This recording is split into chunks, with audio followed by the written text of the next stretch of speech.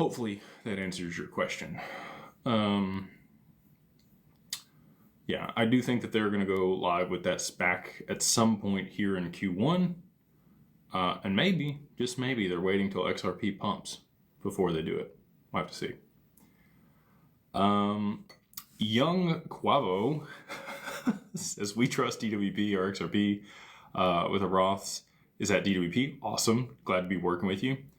What's the worst case scenario of having everything in this one basket if something goes wrong? And what could go wrong? Would you change anything? So we're looking to be able to diversify across multiple custodians. You know, Anchorage is awesome. Again, same place that BlackRock holds their digital assets. But there are some other custodians that are coming onto the scene here in 2026 that we're in conversations with to be able to diversify across multiple custodians, just like you're talking about. You know, we encourage people to hold, you know, a portion of their assets with us, maybe a portion on their cold wallet, maybe a portion on an exchange or something. It's good to have some diversification where you're holding the assets. And again, you know, I have them all there. I'm not worried about it because they do have the most secure security of anywhere, literally. That's why BlackRock is working with them. And that's why they're able to garner the level of insurance that they are. For some people, they just, you know, want to be able to mitigate or structure things in a way that mitigates risk a little bit more. So that's why we're working to implement multiple custodians. Worst case scenario, I'll give it to you. They go bankrupt. Okay.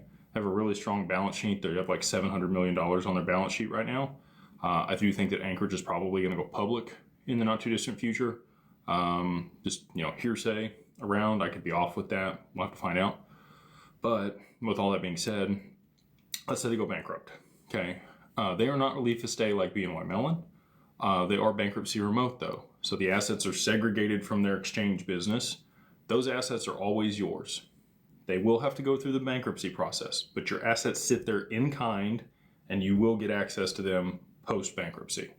And that's, again, I think we can maybe get really, I don't know if there's anybody else besides BNY Mellon, but that sounds like a good thing. Another trust bank steps in immediately, takes over. You never skip a beat with that if something were to happen. But I don't think BNY Mellon's going anywhere or anybody else that's relief estate because BNY Mellon has like 50 or 60 trillion dollars under custody. Kind of a big deal. They will be here tomorrow. So all that being said, you know, that's like worst case scenario. I look at it like a three-legged stool. Okay. So, you know, there's us at DWP, and there's Anchorage. Anchorage provides the infrastructure and the custody solution. We provide advisory on the other side of the multi-sig, and then